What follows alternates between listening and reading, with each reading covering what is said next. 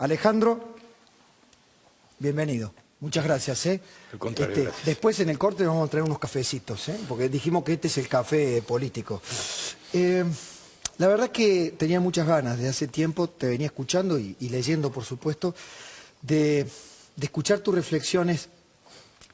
¿Vas mucho a la televisión? ¿Venís mucho a la televisión? Eventualmente, Eventualmente. Cuando escribiste este estado de conformismo populista, me pareció un formidable retrato social, porque en estos programas venimos denunciando el gobierno de turno, sus taras políticas, sus atrevimientos, sus avances, y siempre está del otro lado el espectador, ¿no? Y se transforma en un espectáculo. Y ahí haces una crítica de ese escenario de espectáculo en donde la campaña política y los candidatos no parecen proponernos un cambio profundo, sino un cambio de canal. Bueno, ante todo te agradezco la invitación y te agradezco las consideraciones sobre esa columna. Yo creo que atravesamos momentos muy difíciles en Argentina, pero sin duda esos momentos difíciles tienen muchos elementos originados en los desaciertos de un gobierno que se caracteriza por ser portador de adjetivos muy degradantes. La corrupción y la incompetencia, porque son dos dimensiones diferentes que conviven, la prepotencia y el autoritarismo. Quiero decir, estos son los atributos del gobierno. Pero pensar que las situaciones críticas por las que transitamos son responsabilidad de un equipo gobernante, me parece que es incurrir una vez más en esa conducta exculpatoria que hace que la sociedad y el conjunto de sus élites, que tienen una responsabilidad mayor que el ciudadano, porque tienen más poder que el ciudadano, es una vez más incurrir en esa conducta exculpatoria que pone en un otro al que por un lado sostenemos, porque el kirchnerismo está hace 12 años en el poder con los votos populares, con la participación y la contribución de numerosos sectores de la vida pública de este país, y goza aún hoy de un alto nivel de opiniones favorables respecto de la gestión realizada. Ponemos en esos otros a los que sostenemos vergonzantemente la responsabilidad por las cosas que funcionan mal. Contrastaba tu tesis con lo que sobrevino después de la elección en la Ciudad de Buenos Aires. ¿Qué sobrevino? El debate emergente, además de si Macri perdió o no perdió fuerza numérica para pelear contra Scioli, si Scioli gana en primera vuelta, del plano de las propuestas aparecieron Aerolíneas Argentinas e YPF. Y otra vez el discurso pro-90 o anti-90, como si se trataran de los problemas más graves que hoy tiene la Argentina. Es que uno de los problemas graves de la Argentina es que la política se hace sin palabras y que cuando aparece una palabra aparece bajo la forma del eslogan, que es la construcción más degradada del lenguaje humano. Es la construcción más pobre, la construcción con menos relieve, con menos densidad, con menos interés, la que no se presta a confusión. Y hay que prestarse a confusión, no hay que ser taxativo, categórico y definitivo, pero hay que tener volumen discursivo. Y efectivamente yo estoy muy de acuerdo contigo. Lo que ocurre después, al día siguiente de las elecciones en la Ciudad de Buenos Aires, cuando uno está esperando que empiece la campaña, lo que hay es un gesto fraudulento, y digo fraudulento en el sentido de frustrar expectativas, pero que no son expectativas infundadas. No estamos esperando que los candidatos hablen porque somos caprichosos.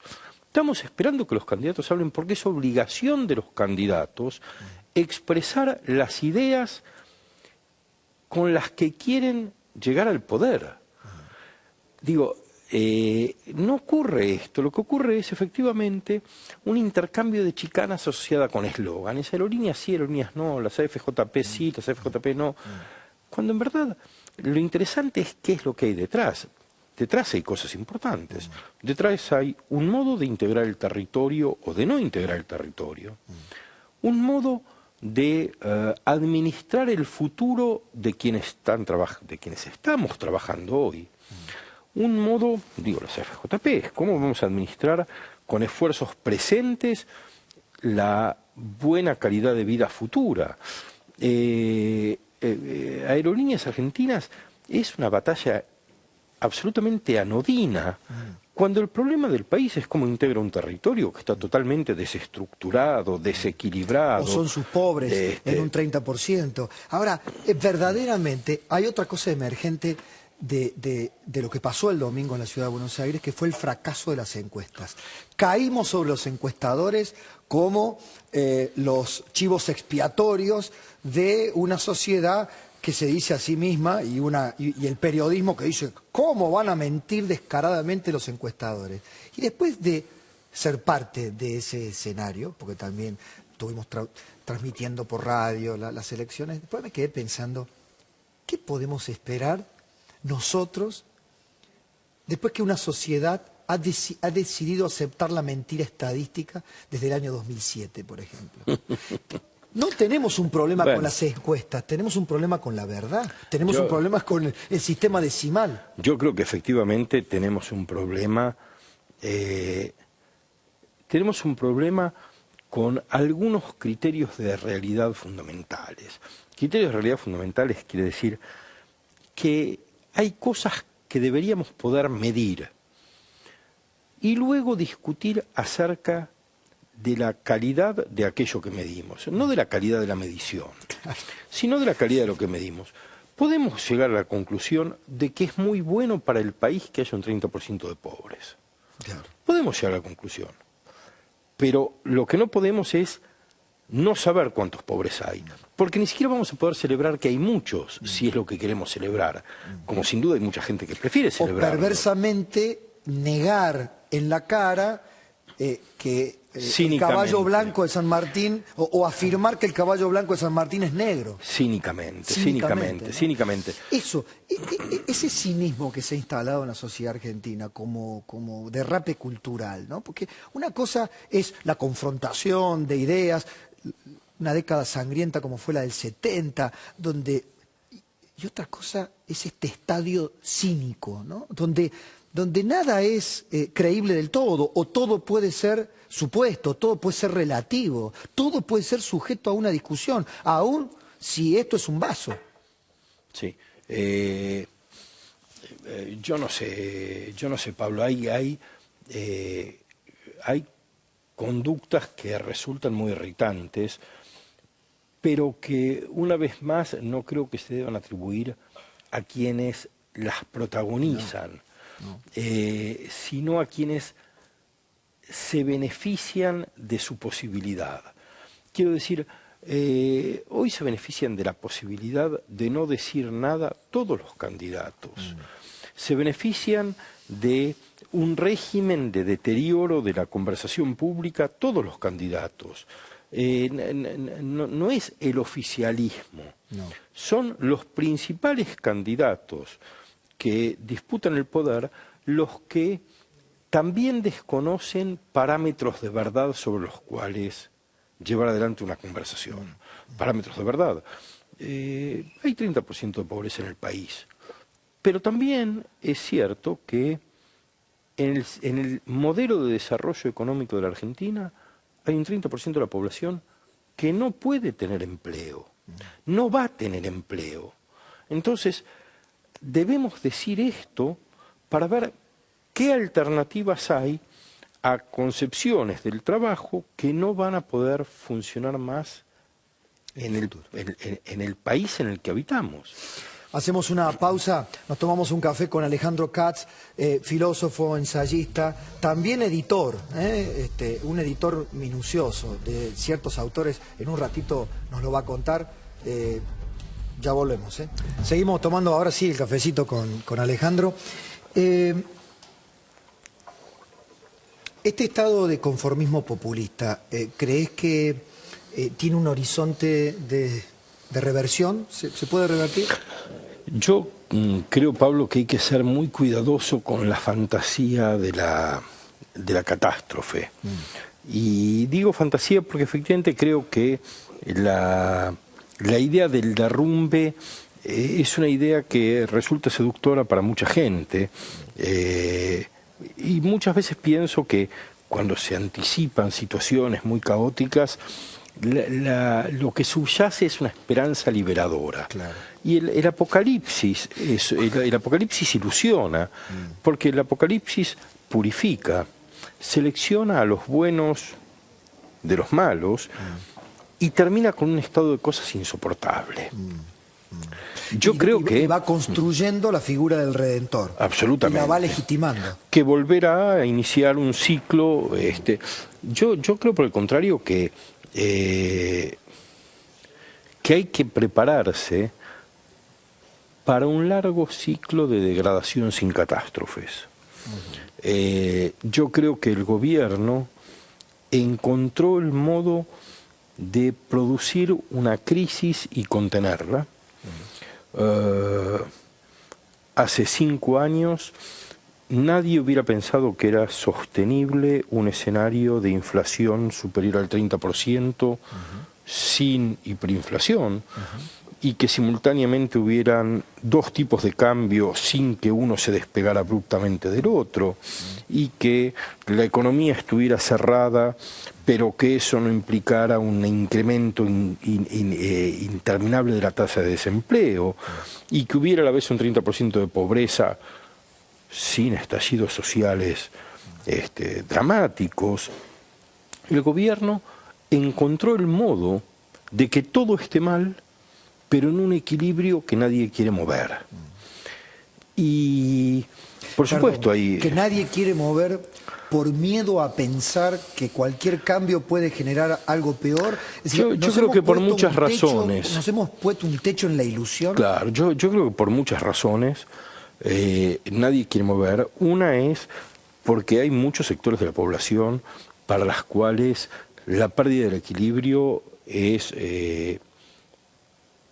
y no es que sin te caes razón, dos escalones, claro, sino que te la caes. pérdida del equilibrio es el recuerdo de daños terribles que padece. Entonces, es mejor un poco de inflación, un poco de pérdida de poder adquisitivo y no el fin del menemismo con el desempleo que había sin redes de contención para nadie. Creo que hay muchos sectores empresarios que prefieren perder rentabilidad, pero tener mercados cautivos y no tener que competir. Creo que ahí está este lado mezquino de él, pero creo también que no hay ningún discurso que sea suficientemente movilizador como para querer poner en riesgo un statu quo precario y que consume futuro, porque es muy destructivo del futuro este presente, pero poner en riesgo eso ¿a cambio de qué? ¿A cambio de qué? ¿A cambio de qué quiero decir? ¿Cuál es el equipo político de los visibles, de los que tienen posibilidades reales de competir por el poder para tomarlo en diciembre?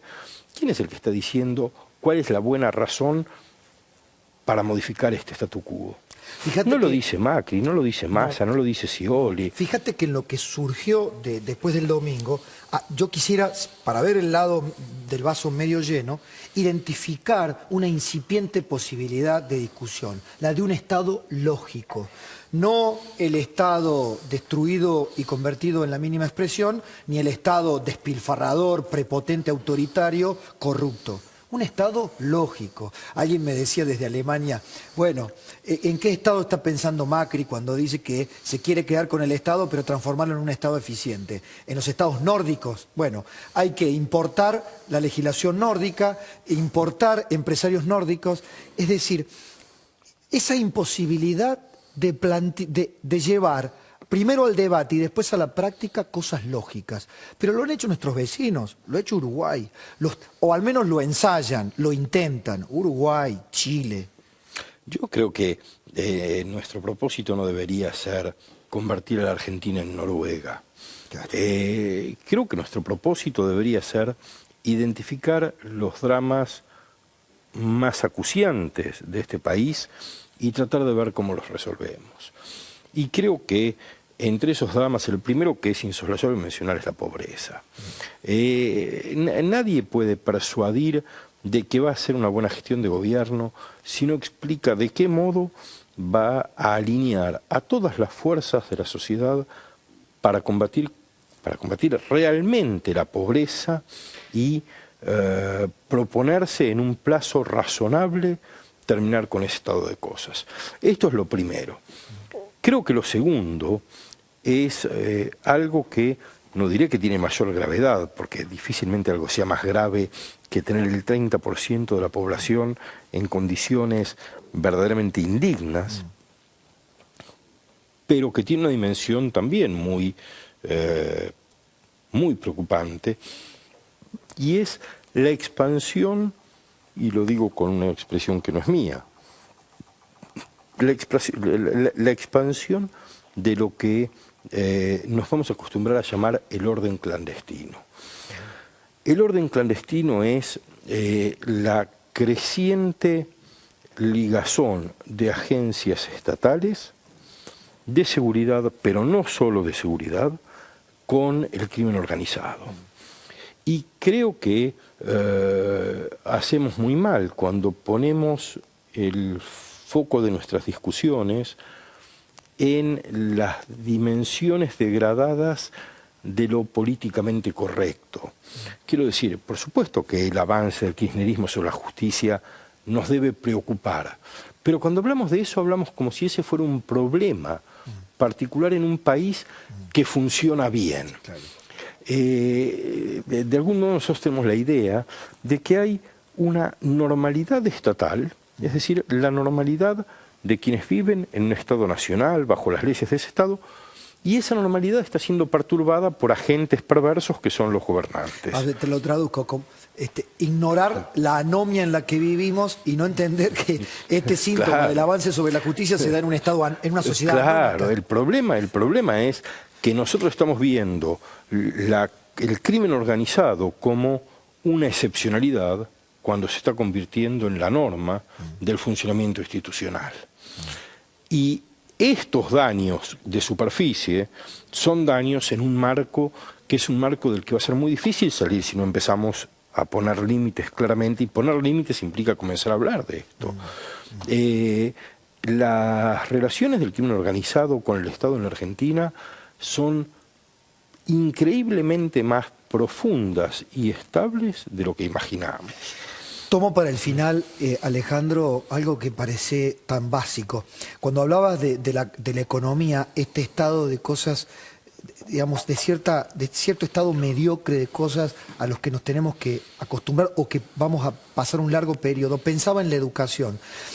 En la economía nos parecía difícil sostener un momento económico tan complicado sin llegar a una inflación alta, sin llegar a la hiper. Pero en la educación hace rato que nos acostumbramos, ¿no?, a la mediocridad. Bueno. Tuvimos la ilusión de que invirtiendo más plata íbamos a mejorar y también esa ilusión se cayó. Bueno, en el caso de la educación es muy interesante porque ahí funciona un sesgo que opera en general en todas las interpretaciones que hacemos de la realidad, pero que es muy visible en la educación. En la educación, numerosos estudios indican que los padres piensan que la educación está mal, pero que la educación de sus hijos está razonablemente bien. Lo cual no es cierto. La educación de todos nuestros hijos está muy mal. Ni siquiera hay escuelas privadas de calidad en las cuales la educación esté suficientemente bien. Pero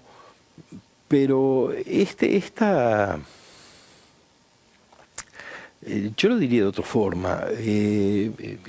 A ver, ¿por qué nos importa la política? Nos importa por muchas razones, porque es el modo de administrar los conflictos, porque es el modo de crear un espacio público común. Pero yo creo que nos importa principalmente porque la política y el Estado en el cual la política se juega es el único instrumento que tenemos para para decidir de qué modo queremos ir del presente al futuro.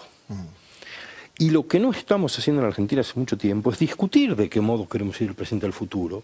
Y por el contrario, estamos consumiendo recursos del futuro con acciones descontroladas del presente.